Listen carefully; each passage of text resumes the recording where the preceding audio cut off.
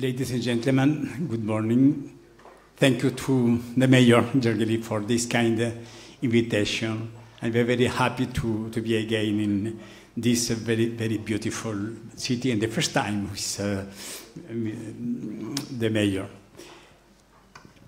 I will speak during 17 minutes for sharing our proposal, the revolution of proximity.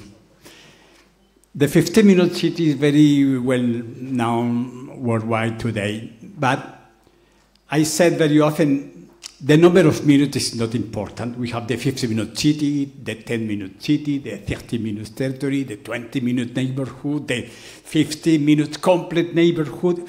We have today around the world a lot of different implementation of this concept.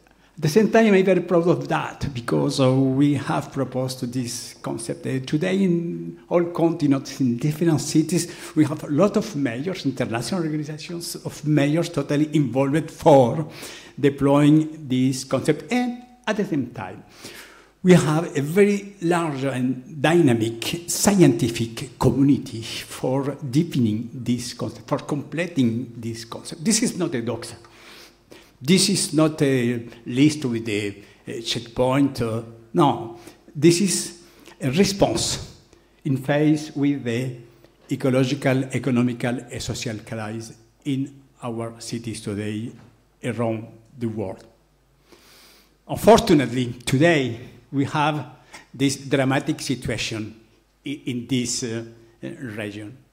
We have no choice, dear friends. We need to change radically our lifestyle, our work style. And at the heart of this transition, this is no more in transition, this is radically change. We have our cities and territories in an urbanized world. My colleagues of the Potsdam Institute of Research for Measuring the Impact of Climate Change have published recently in the Nature Scientific Review the amount of the impact of climate change for the next 5 decades. $34 trillion. $34 trillion. And the loss of the usual business, almost 20%, just to the usual business, totally related to the impact of climate change. The 50-minute city, the 30-minute territory, in fact, the X-minute city, is in a way for changing the shape of our cities in the 21st century, for having another way for living different of the 20th century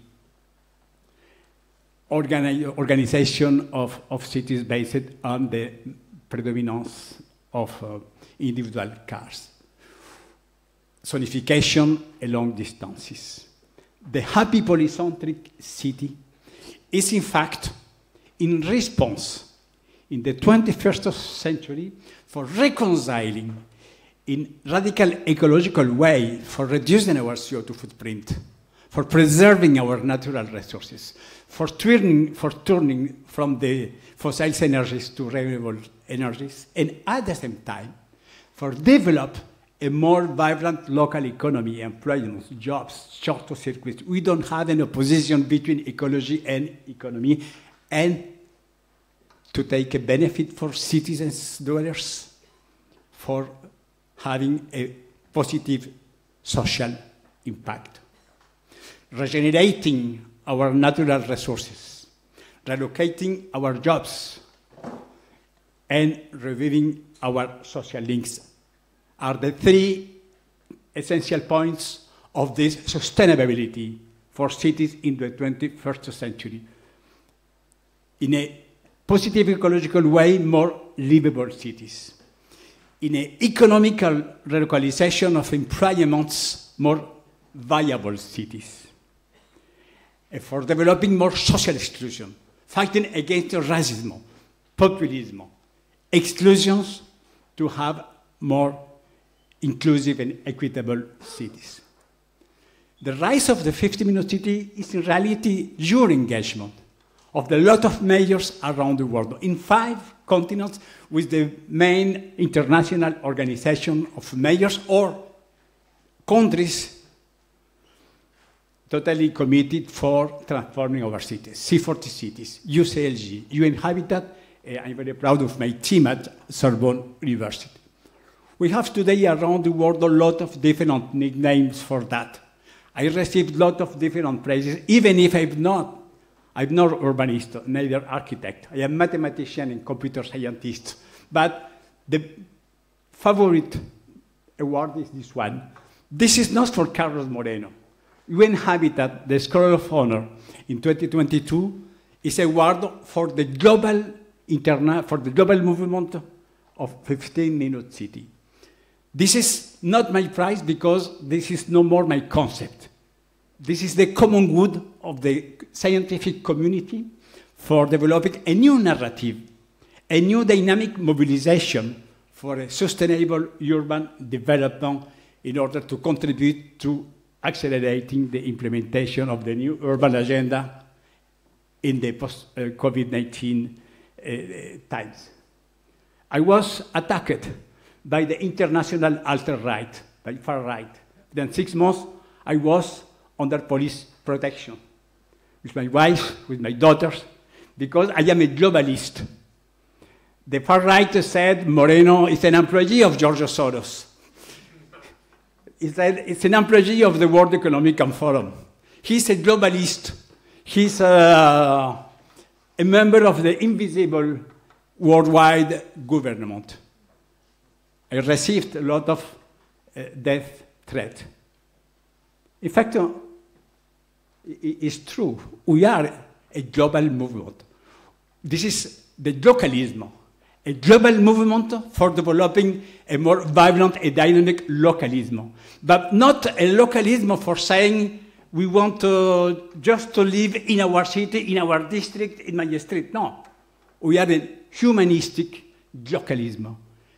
The humanism is today our urban flagship for transforming our cities. This is a long-term commitment. As mathematician and computer scientist until 2005, I have developed a lot of different technologies and algorithms for smart cities.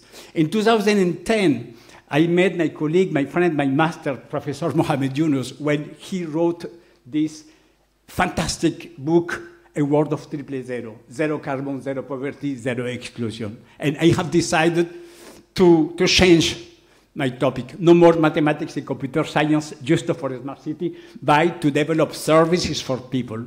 And Anne Hidalgo has supported this way until 2018. After the COP21, I proposed this concept, and Anne Hidalgo said in 2018, Carlos, this concept will be my next flagship, the backbone of the urban policy for Paris. This was the reality when she embraced this concept for her electoral campaign in 2020. We have just over a few weeks after her announcement, the COVID-19 with the lockdown, the mayor of Milano, Giuseppe Sala, embraced this concept, and as well the C40 cities for becoming this worldwide movement.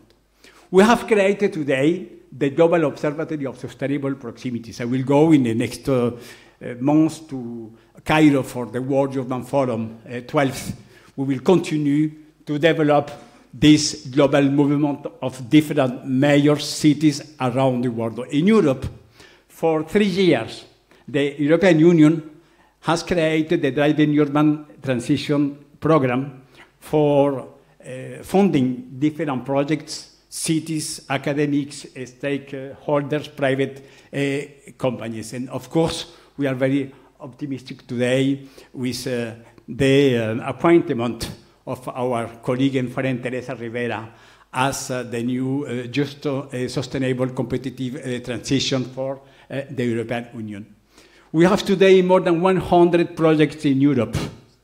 This publication, Mapping of 15-Minute City Practice, is available, is open source, it's totally free. What is the kernel, what is the core of this concept? In fact, just to consider that For living in a city, it's not enough to have a roof and four walls. Housing is not just a roof. Housing is well-being, health, dignity, social exclusion, economical inclusion, well-being. Housing does not mean living in a city. The point of a city is to have a multiplicity of choice without having to depend on a car. This was the vision of Jane Jacobs. Jane Jacobs has created this concept of living cities. We have proposed a new urban and territorial framework for changing the relationship between urban space and available time. If we wanted to build a more inclusive cities, more economical equality, a more livable, low-carbon cities, we need to reconquer our cities street by street, block by block, neighborhood by neighborhood. This is the really powerful impact of proximities. During the second part of the 20th century, we have observed these amazing economical inequities around the world. And unfortunately, at the end of the 20th century, we have observed two new sources of exclusion. The spatial injustice with the urban segregation. We have transformed our cities in a centrifuge cities for people that live so far in the bad conditions. And we have created a second injustice, the temporal injustice. Long distance, long commute for living in the bad conditions, in the architectural bad condition. This is the reality of a lot of cities around the world. Intensive social vulnerability, economical injustice, spatial injustice in overcrowded poor districts, and the temporal injustice. This is my city, Paris, the most beautiful in the world. This is the employment in Paris, in the west of Paris. The consequence, the isochrone. We have generated automatically more than 1 hour, 2 hours just for commuting. And this situation is general around the world. At the historical center, it's blue, it's okay. We have a lot of services. 20 kilometers, 30 kilometers, 50 kilometers, red. We have just a roof, a four walls, no more services. This is a big metropolis, it's Bogota, 9 million of inhabitants, the capital of Colombia when I was born. This is the reality, 3-4 hours from the popular district for going to the districts where we could have a job. The 15-minute city is a revolution of proximity for developing a more inclusive city for fighting against the social spatial segregation. This is not only to reduce our CO2 footprint, it's at the same time to create more economical employment, to change our centralized economic model and to have more social interactions in neighborhood. Proximity to essential services, organic density for having a different architecture, mixed uses, public spaces in quality, efficient public transportations, active low-carbon mobility, inclusiveness, a technology for accessing to more and more services for reducing long commute. The 15-minute city in reality is a radical response to this question, in what kind of city we want to live in. It's no more possible, we don't have no choice. It's not possible to continue to live in this kind of city today. Our model in the 21st century in cities is the same model of the 20th century. Cars, oil, cement, long distances, infrastructure for cars, the modern centers, half human, half car. Zonification. Zonification was the motto of the Asian Charter in 1933. This is today the same motto. Living and working under constant stress. This is the skyline of corporate business district in Paris, in Buenos Aires, even in Ulaanbaatar, in Mongolia. It's totally insane in the lowest capital.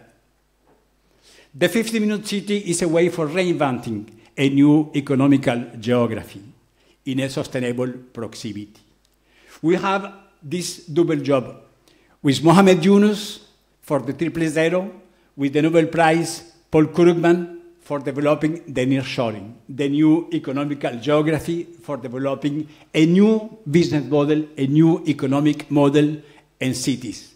To have the whole wisdom with the cities before the predominance of individual cars, and combine with the new paradigms in the 21st century, with the new technologies for transforming our work, for developing a polycentric city, for developing the rainbow of the quality of life, to live, to work, to supply, to care, to learn, to enjoy. We want to mix in a new local urban plan, not as a magic wand, but a new local urban plan for several years in order to mix social functions, social categories, and to propose a more happy city for a happy life with a lot of different local activities in an interconnected city, in a real open democracy for each one of us. We have today a lot of cities around the world that implement this concept. The first city, Paris, but around the world, we have a lot of opportunities, and I am totally convinced that including in Budapest, in other cities in this region, we have this possibility for joining this global movement for developing this sustainable democracy for inclusivity, economical inequality, and more ecological cities. Thank you so much.